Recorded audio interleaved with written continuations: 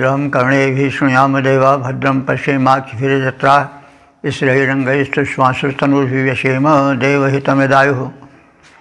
ओम वेद प्रेमियों सुधी श्रोताओं, संप्रति हम सब ऋग्वेद के चौथे मंडल के 51वें सूक्त की व्याख्या में प्रवेश करने जा रहे हैं।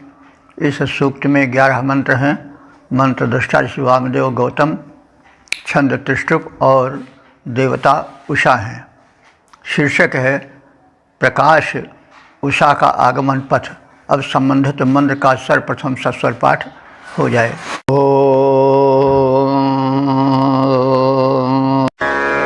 इदमुत्यत्परतमं पुरस्ताज्योतिस्तमसो भजुनाबदस्थात् नो नन्दिमातु हितरो विभातेर्गातुं गृणवन्नुषसो जनाय। इस प्रथम मंत्र में उषा का बड़ा ही मनोरम सजीव काव्य में चित्रण है, लेकिन उसके साथ साथ संदेश भी है। उषा का मानवीकरण है। उषा प्रकाश की देवी है। उषा काल आते ही संसार में एक नवीन जागृति फैल जाती है और कर्म का जाल बिछ जाता है। तो इस प्रकार से एक लोकोपकारिणी, कर्म की प्रेरिका रूप में उषा देवी का ऋषियों ने वर्णन किया है, जो काव्यमयता से परिपूर्ण है, साथ ही साथ एक नवीन संदेश को भी लेकर चल रहा है। तो प्रातः जब होता है उषा का झुलफुला काल, वही होता है प्रकाश पूर्व दिशा से झांकने लगता है और वह प्रकाश ऐसा प्रतीत होता है कि मानो स्वर्गसुता उषा के आने के लिए बनाया गया पथ हो, और उससे उषा आती हुई लोक को कर्म में लगाती हुई शोभा छिटकाती जाती है। तो इदम उत्यत पुरुतमम, यह पथ जो उषा के आगमन के लिए बना है वह निश्चय ही पुरुतमम माने विस्तृत है, अत्यंत विशाल है। वायुनावत ज्योति, और यह जो ज्योति है वह कर्म का बोध कराने वाली है, अर्थात लोक जागृत हो और कर्म में लीन हो, इसका बोध वह प्रभातकालीन झांकता हुआ प्रकाश प्रतीत होता है। पुरस्ताद तमसः अवस्थित, पूर्व दिशा में अंधकार से ऊपर उठकर झांकता हुआ यह प्रकाश परम मनोरम है। नूनम माने निश्चय ही, विभाति ही दिवाह दुहिता, यह विभाति माने आलोकित होती हुई, सुशोभित होती हुई, दिवाह दुहिता माने द्विलोक की सुता पुत्री उषा के आगमन का पथ है। और जनाय गातुम कृष्णन, और लोगों के लिए कर्म पथ का भी सूचक है। तो उषा का आगमन पथ, यह प्रभातकालीन झांकता हुआ नवल प्रकाश उषा के आगमन का पथ है और मनुष्यों को कर्म करने के लिए एक संकेत है। तो यह जो अत्यंत विशाल तथा जागरण द्वारा मानवों को कर्म में संलग्न करने वाला कांतिमान तेज पूर्व दिशा में अंधकार की छाती को चीरकर ऊपर दिखाई पड़ रहा है वह द्विलोक की पुत्री द्युतिमती उषाओं द्वारा कर्मनिरत लोगों को कर्म में लगाने के निमित्त बनाया जा रहा हुआ प्रतीत होता है। यह उषा के आगमन का पथ आलोकित है। तो पूर्व दिशा में तिमिर चीर कर तेज आ रहा ऊपर, पूर्व दिशा में तिमिर चीर कर तेज आ रहा ऊपर जागृति द्वारा कर्म जाल को फैलाता है भू पर। दिव की पुत्री उषा द्युतिमती स्वर्गलोक से आती कर्मनिरत मानव के हित में मार्ग नवीन बनाती। तो इसको हम एक सवैया के रूप में इस प्रकार भी देख सकते हैं।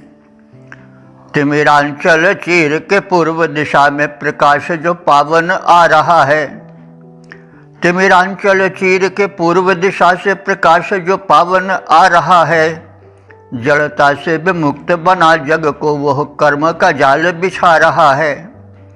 वह स्वर्ग सुता जो उषा उसको सुरलोक से सीधे बुला रहा है, जन जीवन के हित में वह कर्म का मार्ग प्रशस्त बना रहा है।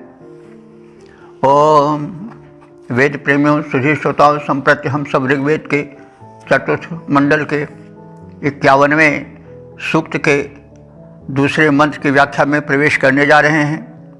मंत्र दृष्टा ऋषि वामदेव गौतम, छंद त्रिष्टुप और देवता उषा हैं। शीर्षक है उषा आगमन काल की शोभा। अब संबंधित मंत्र का सर्वप्रथम सस्वर पाठ हो जाए।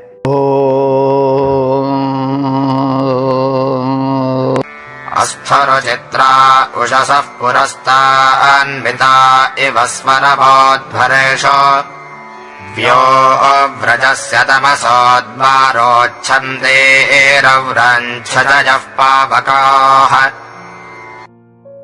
इस दूसरे मंत्र में उषा आगमन से जो छटा छिटकती है भूतल पर, उसका मनोरम कथन है। चित्राह उषसः पुरस्तात् अस्थु।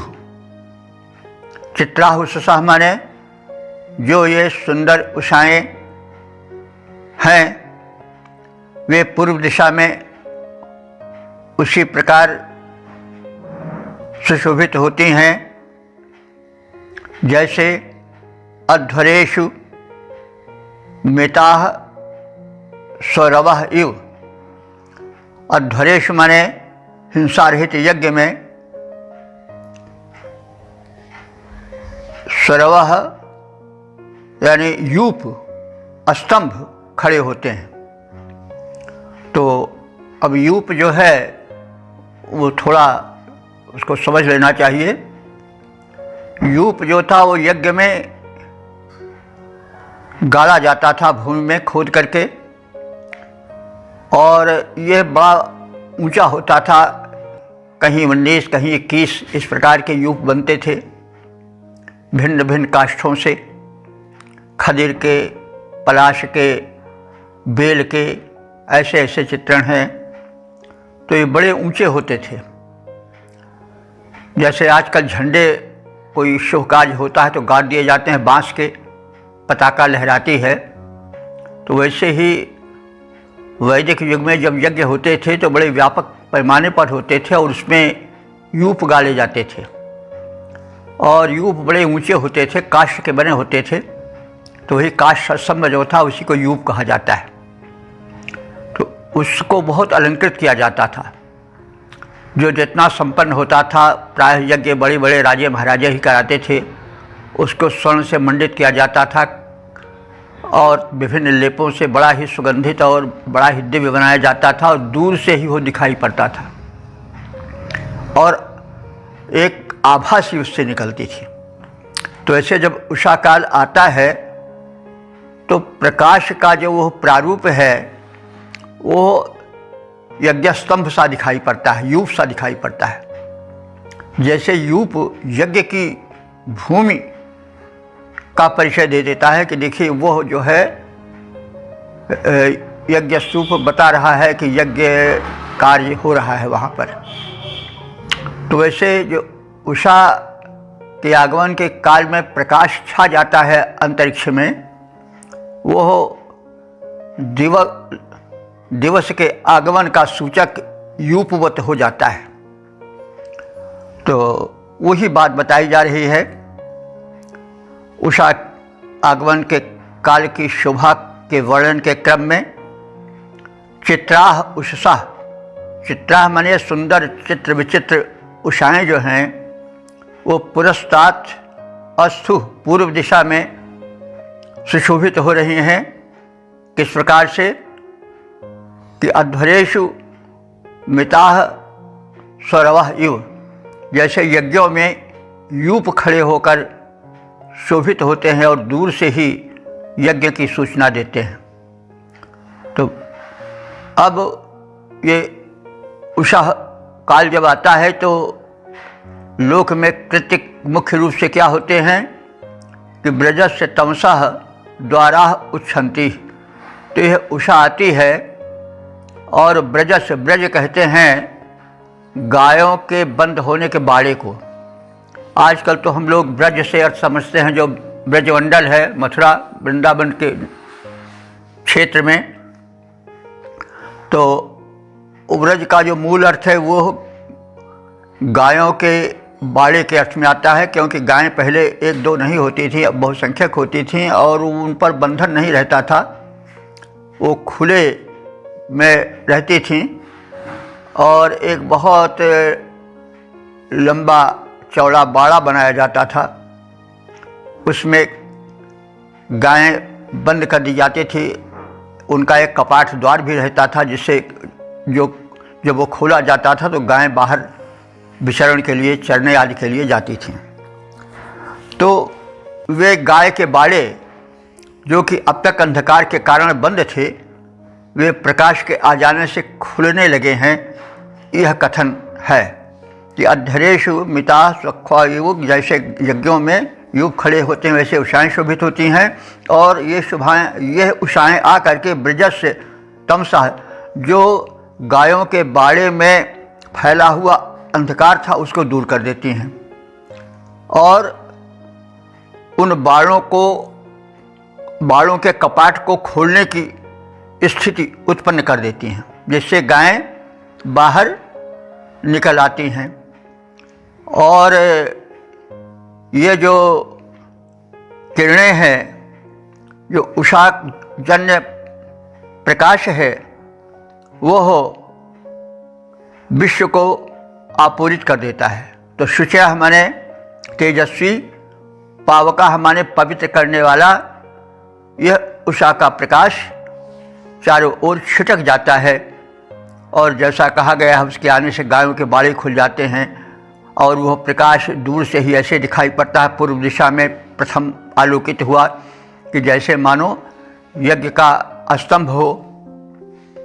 तो ये मनोहारिणी उषाएँ पूर्व दिशा में उसी प्रकार उठकर आभासित होती हैं जैसे यज्ञों के यूप उषाएँ आकर अंधकार में गायों के गोश्त को, बाड़े को और उनके कपाट को खोल देती हैं और शुद्ध पावन प्रकाश से परिपूरित विश्व उस समय जगमगा उठता है। उषा सुंदरी प्राची में आभासित होती वैसे, उषा सुंदरी प्राची में आभासित होती वैसे यज्ञ स्तंभ यज्ञ मंडप में शोभित होते जैसे अंधकार से बंद द्वार गौशाला के खुल जाते, शुद्ध और पावन प्रकाश से भूतल सकल नहाते। अंधकार से बंद द्वार गौशाला के खुल जाते, शुद्ध और पावन प्रकाश से भूतल सकल नहाते। ओम वेद प्रेमियों, सुधी श्रोताओं, संप्रति हम सब ऋग्वेद के चतुर्थ मंडल के 51वें सूक्त के तीसरे मंत्र की व्याख्या में प्रवेश करने जा रहे हैं। मंत्र दृष्टा ऋषि वामदेव गौतम, छंद त्रिशुपोर, देवता उषा हैं। शीर्षक है उषा उदारों को उद्यम में लगाए, अनुदारों कृपणों को सोने दे। अब संबंधित मंत्र का सर्वप्रथम सस्वर पाठ हो जाए। उच्छन्ते रत्यजितयन्त भोजान् राधो तेजाजोषसो मघोनीः अचित्रे अन्तः पणजः स सन्त्वबुध्यमानास्तमसो विमध्ये। इस तीसरे मंत्र में उषा देवी से यह प्रार्थना की गई है कि वे आएं, जो उद्यमी हैं, दानी हैं, ऐसे यजमानों को जगाएं और उन्हें कर्म में लगाएं। लेकिन जो अनुदार हैं, कृपण हैं, उन्हें सोने दें। तो इससे यह भाव निकल रहा है कि आर्य जो थे वे धनैश्वर्य के इच्छुक तो थे, लेकिन कृपणता के समर्थक नहीं थे। वे चाहते थे कि धनार्जन हो, लेकिन धनार्जन को केवल अपने ही सुख और ऐश्वर्य में न लगाया जाए, उसे लोक कल्याण में, समाज कल्याण में वितरित किया जाए। लेकिन एक वर्ग ऐसा था जिसकी कल्चर या संस्कृति विपरीत थी। वो ये मानते थे कि धन कमाया जाए तो अपने लिए कमाया जाए, हम अपनी जेब भरें, हम अपनी तिजोरी भरें, दूसरे को देने की बेवकूफ़ी क्यों करें। तो वे अपने लिए तो उदार थे, लेकिन दूसरों के लिए बड़े कृपण थे, शोषक थे। उनको पणि कहा गया है वेद में। और पणि जो थे वो गायों को भी चुरा लेते थे, आर्यों की। इधर उधर मौका देख करके, सबसे बड़ा गोधन था उस समय का, उसको चुरा के कहीं गुप्त स्थान में, गुफा में बांध आते थे। बाद में फिर मौका पाट के उनको लेकर चंपत हो जाते थे। तो वो आज की आधुनिक सभ्यता जैसी है, लोग सिर्फ अपने तक सीमित रहते हैं और मौका पा करके दूसरों के भी धन को हड़प ले जाते हैं। तो इस भोगवादी और अनुदारवादी, केवल आत्मभरण से ही मतलब रखने वाली, एक संकुचित क्षेत्र में अपने ही पुत्र परिवार तक सीमित रहने वाली उस अनार्य संस्कृति, दानवीय संस्कृति के आर्य विरोधी थे। और यह जो सांस्कृतिक विभेदजन्य संघर्ष था, यही मुख्य देवों और असुरों के संग्राम का कारण था। देवासुर संग्राम चलता था। ये दो संस्कृतियों का टक्कर है, दो संस्कृतियों का संघर्ष है। विचार वैभिन्न के कारण संघर्ष होता है। तो आज संस्कृति जो थी वो दान प्रधान संस्कृति थी। कमाओ, शत 100 हाथों से अर्जन करो और सहस्र हस्त संकित, और बांटने के लिए हजारों हाथों वाले हो जाओ। तो ये संस्कृत जन्य टकराहट सदैव होती रही है और हो रही है और होती भी जाएगी। विचारधाराएं हैं, जिसके संस्कार, जिसकी विचारधाराएं जैसी बन जाती हैं वैसे वो करने को मजबूर रहता है। लेकिन ऋषि जो है, जो समदर्शी है, जागृत का संदेश देने वाला है, वो कह रहा है कि हे उषाओ, तुम उद्यम में लगाने वाली हो, जागृत फैलाने वाली हो, तो तुम जो दानी उदार यजमान हैं उन्हें तो जगाओ, ताकि वे कर्म निरत हो करके धन वैभव अर्जन करें और लोकहित का साधन बने। लेकिन जो इनके विपरीत पणि हैं, कृपण व्यापारी हैं, उनको सोने दो। यानी वे धन न कमाएं तो अच्छा है, क्योंकि उनके धन के कमाने से उन्हीं का पेट भरेगा, पशुवत आचरण भी करेंगे तो उससे क्या लाभ है। उनको सोने ही दो, अच्छा है, कुछ न करें, वो पड़े रहें। तो इसी संदेश से भरा हुआ यह मंत्र है। अध माने अब, आज। उच्छन्ति मघोनी उषसा, उच्छन्ति माने द्वितीयमती, मघोनी माने ऐश्वर्यशालिनी, उषसा माने उषाएं। भोजनान राधोदयाय चितयन्तः, जो अन्नदान करते हैं, भोजन कराते हैं, दानी हैं, ऐसे यजमान को धन देने की भूमिका बनाओ। राध कहते हैं धन को, उनमें धनोदय हो, वे उद्यम करें और धनी बनते जाएं। अचित्रे तमसा विमध्ये अंतः, अचित्रे माने जो एक जैसे अंधकार के अंदर, यानी जो तमस अज्ञान के अंधकार के अंदर कृपण बने हुए जो पणि हैं, व्यापारी हैं, वे सोते ही रहे अंधकार में पड़े हुए। अबध्यमाना पणया संतु, पणया वही जो कहा गया, वे धनिक उद्योगी व्यापारी, अच्छा है सोते ही रहें, उनको तुम मत जगाओ। यानी इसमें उदारों के प्रति सहानुभूति और अनुदारों के प्रति, धनी वणिकों के प्रति एक घृणा की सूचना मिलती है। तो आज द्वितमती ऐश्वर्यशालिनी उषाएं दानियों को दान देने के लिए, धन कमाने के लिए जगाती चलें, ताकि वे अर्जन कर स्वयं समृद्ध बने और समाज को समृद्ध से, अभाव से, समृद्ध से भर दें और अभावों को दूर भगा दें। किंतु इसके विपरीत जो समाज के लिए अपने धन का प्रयोग नहीं करते हैं, जो भोगवादी हैं, जो पणि हैं, संपन्न व्यापारी हैं, वे अच्छा है कि कृपणता के भाव को दबाए हुए, हृदय में लगाए हुए सोते ही रह जाएं, क्योंकि उनके संपन्न होने से समाज का कोई लाभ नहीं है। तो वे प्रगाढ़ अंधकार में पड़े सोते ही रह जाएं। उषाओ, तुम उनके प्रति उदार न बनो, तुम जागृति फैलाओ तो कर्मठ दानियों में जागृति फैलाओ, अनुदार कृपणों में नहीं। द्वितमती तथा धनवती उषाएं जागरण साथ लेकर आएं, आहार प्रदायक जो उदार, उनको जागृत करती जाएं। पर कृपण वणिक जो तमसलीन, वे अंधकार में गड़े रहें, वे प्रगति पंथ से वंचित हो गहरी निद्रा में पड़े रहें।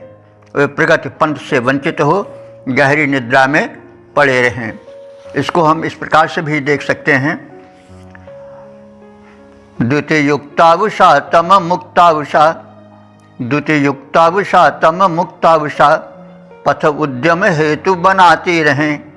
यजमान को दानी उदार, यजमान जो दानी उदार, उन्हें पथ उद्यम के दिखलाती रहें। पर जो वन उदार हैं, शोषक हैं, कृपणों को सदैव सुलाती रहें। व्यवसायी धनी यदि दानी न हो, उनको न कभी अपनाती रहें, उनको न कभी अपनाती रहें। ओम वेद प्रेमियों, सुधी श्रोताओं, संप्रति हम सब ऋग्वेद के चतुर्थ मंडल के 51वें सूक्त के चौथे मंत्र की व्याख्या में प्रवेश करने जा रहे हैं। मंत्र दृष्टा से वामदेव गौतम, छंद तृष्टप और देवता उषा हैं।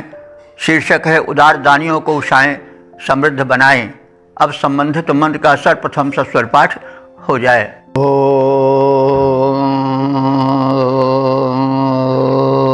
कुपित्सदेभिः सनजो नवो भाजामो बभोजादुषसो वो अद्य येनानमग्ने अंगिरे दशक्वे सप्तास्ये रेवती रेवदूषा। इस चौथे मंत्र में यह बताया गया है कि उषा देवी जो हैं वो समृद्धिशालिनी हैं और समृद्धि लुटाने वाली हैं, जागरण फैलाने वाली हैं। तो उनका रथ आए तो जो उदार दानी हैं उनके लिए समृद्धि भर कर लाए, लुटाए, उन्हें प्रचुर मात्रा में प्रदान करे, ताकि वे समाज कल्याण करें। और जो 9 गायें वाले हैं वे और गायें वाले हो जाएं, 10 गायें वाले हैं वे उनके और असंख्य गायें होती जाएं। तो उस समय जो गोधन था वही सर्वप्रधान धन था। तो जिसके पास जितनी गायें होती थीं वो उतना ही समृद्ध होता था। तो इसीलिए यहाँ समृद्धि के रूप में गायों का ही वर्णन किया जा रहा है। आज ऐसी कोई बैंक बैलेंस की व्यवस्था नहीं थी कि जिसके पास जितना बैलेंस हो या जितनी फैक्ट्रियाँ हों, कुछ ऐसा वो युग नहीं था। वो युग त्याग प्रधान, तप प्रधान, दान प्रधान, यज्ञ प्रधान युग था। उसमें गोधन ही सबसे बड़ा धन माना जाता था। तो इस संदर्भ में हम अर्थ देखें, जिसका आशय यह है कि उषाएँ धन प्रदात्री हैं, उद्यम प्रदान करने वाली हैं। वे दान दें, लेकिन दान उनको दें, समृद्ध उनको अधिकाधिक बनाती जाएं जो दानशील हैं, उदार हैं। तो यही भावना इसमें है कि देवी उषसा, हे दिव्य उषाओ, वह सनया नवो वा सहयामा, तुम्हारा पुराना अथवा नया वो रथ अद्य कुवित बहुयात, आज दान हेतु चलता रहे। ये न जिसके द्वारा रेवती ही कहते हैं वैभवशाली को, रेवत। तो रई से वही रेवत भी बना है, तो जो वैभवशाली हो उसको रेवत कहा जाता था। तो जिससे वैभवशाली अधिक वैभवशाली बने, ये न रेवती है। और हे वैभवशालिनी उषाओ, तुम स्वयं वैभव से संयुक्त हो। नवज्ञे अंगिरे, 9 गायों वाले दानी अंगिराओं को अत्यधिक गायें दो। और दशग्वा सप्ताह से, जो 10 गायों वाले सप्ताह से ऋषि हैं, जो दानी हैं, उनको और अधिक गायें प्रदान करो। रेवत उष और धन युक्त होकर तुम प्रकाशित होती रहो, यानी तुम धन प्रदायिका हो, धन प्रदान करती रहो। जो 9 और 10 गायें वाले हैं उनमें और भी अधिक गायें होती जाएं। संपन्न जो हैं दानी, वे अधिक संपन्न होते जाएं, ताकि उनकी दानशीलता से समाज अधिक कृतकृत्य और सुखी समृद्ध होता जाए। तुम तो अनंत ऐश्वर्य की भंडार हो, तुम्हारे रथ में ऐश्वर्य भरा है। तुम उस ऐश्वर्य को समाज को समृद्ध बनाने के लिए प्रयोग करो, लेकिन ध्यान रहे कि वे ही समृद्ध हों जो दानी हैं। तो हे दिव्य उषाओ, तुम्हारा रथ निरंतर चलता रहे, दान को मुक्त हस्त से लुटाता रहे। समृद्धिशालिनी उषाओं, तुम दानियों को प्रचुर धन लाला करके देती रहो और प्रकाशित होती रहो। इस प्रकार से समाज में सुख समृद्धि शोभा को उड़ेलती रहो। तो समृद्धिशालिनी दिव्य उषाओं, आगमन तुम्हारा बंदन हो। समृद्धिशालिनी दिव्य उषाओं, आगमन तुम्हारा बंदन हो। धनवाही तेरे दिव्य सुरथ की चाल कभी भी मंद न हो। जो दानी उनके हेतु प्रचुर धन धान्य भरे रथ में लाओ, उनको देती ही रहो और आलोकित होती ही जाओ। समृद्धिशालिनी दिव्य उषाओं, आगमन तुम्हारा बंदन हो। धनवाही तेरे दिव्य सुरथ की चाल कभी भी मंद न हो। जो दानी उनके हेतु प्रचुर धन धान्य भरे रथ में लाओ, उनको देती ही रहो और आलोकित होती ही जाओ। तो इस प्रकार से हमने उषाओं के दानशीलता की, उनकी उदारता की और उनकी शोभा और सौंदर्य की अधिकता से भरे मंत्र को जाना। अब हम आगे वाले मंत्र की ओर बढ़ें। ओम वेद प्रेमियों, सुधीर श्रोताओं, संप्रति हम सब ऋग्वेद के चतुर्थ मंडल के 51वें सूक्त के 5वें मंत्र की व्याख्या में प्रवेश करने जा रहे हैं। मंत्र दृष्टा से वामदेव गौतम, छंद त्रिशुभ देवता उषा हैं। शीर्षक है नव जागरण के साथ उषाएं आएं। अब संबंधित मंत्र का सर्वप्रथम सस्वर पाठ हो जाए।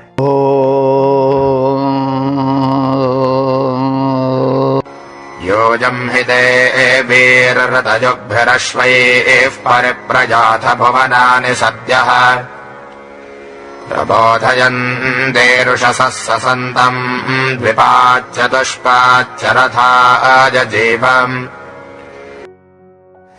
इस पांचवें मंत्र में उषा से निवेदन किया गया है कि उनका रथ दिव्य है, द्रुतगामी है, उनके अश्व पुष्ट हैं। उन अश्वों के द्वारा वे लोगों का लेखा जोखा रखें, जो सो रहे हैं उन्हें जागृत करें। इस उषा की वेला में कोई कर्महीन होकर निश्चेष्ट सोता हुआ न पड़ा रहे। जागृति का प्रसार चारों ओर हो जाए। क्या द्विपद, क्या चतुष्पद, क्या मनुष्य, क्या पशु पक्षी सभी जागृत होकर अपने अपने कर्मों में लग जाएं। और इस प्रकार से हे उषे, तुम अपने दिव्य रथ से लोक कल्याण करती रहो, ऐसी प्रार्थना है। देवी उषा, देवी कहते हैं जो द्वितीयमती है उसको देवी कहते हैं। देव का स्त्रीलिंग देवी है। तो दानाद द्योतनाथ दीपनाद व देवा, जैसे दान देने से, प्रकाशित होने से, प्रकाश फैलाने से देव होता है, उसी अर्थ में देवी भी होता है। तो देवी उषा, हे दिव्य उषाओं, यूयम ही ऋत युग्म भी अश्वई, तुम्हारे जो अश्व हैं वो सीधे साधे और अनुशासन में चलने वाले हैं। भुवना भी सद्य परिप्रयाथ, तुम भुवना भी माने समस्त लोकों में, परिप्रयाथ माने चारों ओर आती जाती घूमती रहती हो।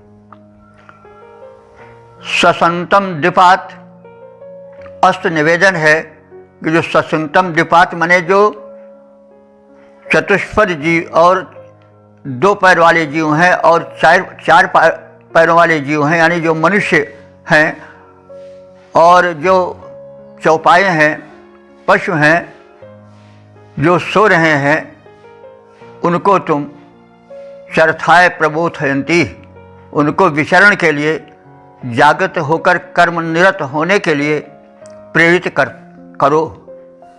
तो हे दिव्य उषाओं, तुम अपने उत्तम अश्वों द्वारा चालित रथों से सकल भुवनों में चारों ओर घूमती रहो और निद्राग्रस्त द्विपद और चतुष्पदों को भ्रमण के लिए, स्वकर्म में निरत हो जाने के लिए जगाती रहो। इस तुम्हारी प्राभातिक वेला में, जागरण की वेला में कोई निश्चेष सोता हुआ न पड़ा रहे, सभी कर्मलीन हो जाएं, सभी सक्रिय हो जाएं। हम यही चाहते हैं और यही आपसे प्रार्थना करते हैं। तुम कर्म से युक्त हो, चारों ओर भ्रमण कर रही हो, तो कोई कर्म शून्य होकर सोए नहीं, सभी कर्म में संलग्न हो जाएं। हे देवी उषा, उत्तम अश्वों से चालित निज रथ के द्वारा, हे देवी उषा, उत्तम अश्वों से चालित निज रथ के द्वारा तुम रहो घूमती, आलोकित हो जाए भूमंडल सारा।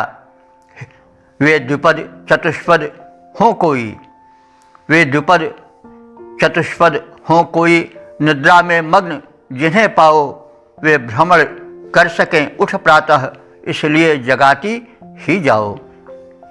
इसको हम इस प्रकार से सवैया छंद में देख लें। रथ उत्तम तेरा है देवी उषे, रथ उत्तम तेरा है देवी उषे, उससे तुम नित्य ही आती रहो, आलोक बिछाती रहो पथ में, तम तोम समस्त मिटाती रहो।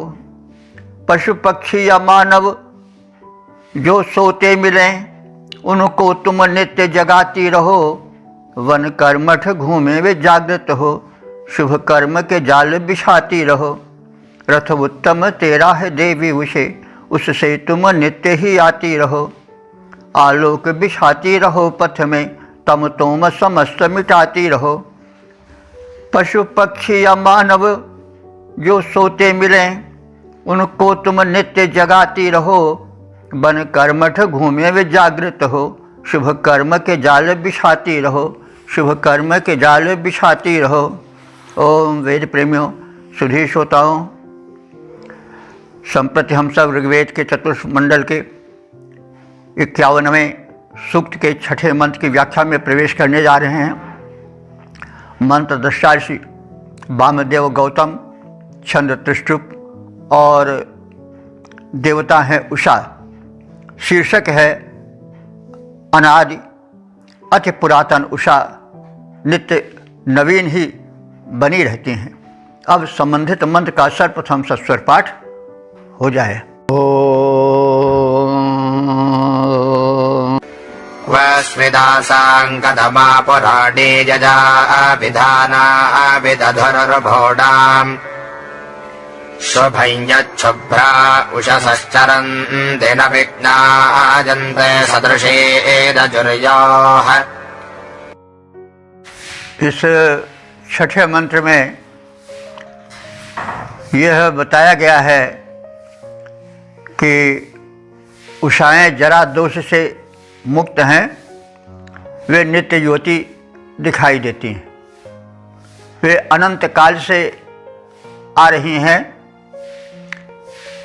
उनकी अवस्था कितनी है, वे कितनी पुरानी है, यह कोई बता नहीं सकता है, लेकिन वे जैसे अनादिकाल में थीं वैसे आज भी दिखाई पड़ रही हैं। उनमें जरा दोष नहीं है, उनमें नित्य नवीनता है, नया यौवन लहराता है उनमें। संदेश ये है कि वो कर्मठ हैं। तो जो व्यक्ति कर्मठ रहता है, चलता रहता है, आता जाता रहता है, उसमें जवानी जो है वो छिटकी रहती है, उससे छलकती रहती है जवानी। और जो निकम्मा बनकर केवल चारपाई पर लेटा रहता है, कर्मलीन नहीं रहता है, उसमें बुढ़ापा जल्दी आ जाता है। यह एक संदेश भी जाना जा सकता है। तो एक विस्मय बोधक रूप इसमें प्रतीत हो रहा है और अद्भुत रस की झलक भी मिल रही है। वो कैसे कि हे उषाओ, तुम परम प्राचीन हो और रिभुणाम यानी रिभुओं ने तुम्हें, रिभु एक शिल्पी हैं, ये इनके विषय में पहले परिचय दिया जा चुका है कि ये जो रिभुगण हैं, इन्होंने तुम्हारे लिए बहुत पहले विदथु माने चमस पात्र बनाया था तुम्हारे उपयोग के लिए। आसाम पुराणी कतमा क्वचित, इनमें से पुरानी कौन सी है और कहाँ है। आसाम माने इन सब उषाओं में जो नित्य आती रहती हैं और न जाने कब से आ रही हैं, उनमें कौन पुरानी है कौन नवीन है यह पहचाना नहीं जा सकता। यानी वो जब से आ रही हैं तब से उनका रूप एक ही प्रकार का है, उसमें कोई परिवर्तन नहीं है। इसलिए कोई बता नहीं सकता है कि कौन उषा पुरानी है और कौन नवी है। तो उषा सनातन है, अस्त वह नित्य नवीन है, क्रियाशील है, अस्त वह नित्य नवीन है, सक्रिय है, इसलिए वह नित्य नवीन है। तो आसाम पुराणी कतमा कुशित, इन आने वाली उषाओं में कौन पुरानी माने कौन पुरानी है और कौन नवीन है, इसको कैसे जाना जाए, यानी पहचान असंभव है। यत उषसा शुभ्रा शुभम चरंती, जब से तेजस्वी उषाएं शोभा प्रकट करती आ रही हैं तब से उनका स्वरूप समान ही दिखाई पड़ रहा है। अर्जुया अजुर्याह सदृशी न विज्ञायन्ते, अजुर्याह माने नित्य नवीन होने पर, सदृशी माने समान ही दिखाई पड़ने के कारण, न विज्ञायन्ते नहीं यह जाना जा सकता कि इनमें से कौन नवीन है और कौन प्राचीन है।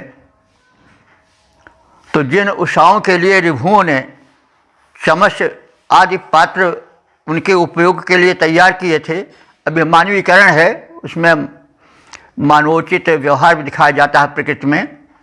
और यहाँ पर यह भी जान लें कि जो एक भ्रम आज फैला हुआ है कि मानवीकरण, पर्सनिफिकेशन, यह अलंकार अंग्रेजी साहित्य से हिंदी में आया, तो ये तो बड़ी भारी भूल है। या तो अब ऋग्वेद सबसे प्राचीन भाषा है, इसके पहले कोई भाषा नहीं थी, तो उसमें उषा का जैसा मानवीकरण है सुंदर, वैसा और कहीं दिखाई नहीं पड़ता है, जिसमें एक नहीं अनेक मंत्रों में मानवीकरण मिलता है, उसके रूप का, उसके गति का, उसके क्रियाकलापों का चित्रण मिलता है।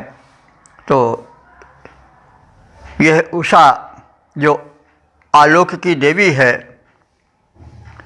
जिसके लिए कि ऋभुओं ने, जो शिल्पी हैं देवों के, उन्होंने चमस आदि पात्र का निर्माण किया था, तो वे पुरातन उषाएं कहाँ हैं और कौन सी हैं? जो उषाएं नवीन हैं वे, और उनमें जो प्राचीन है कैसे भेद जाना जाए, क्योंकि उनमें तो एक रूपता ही है।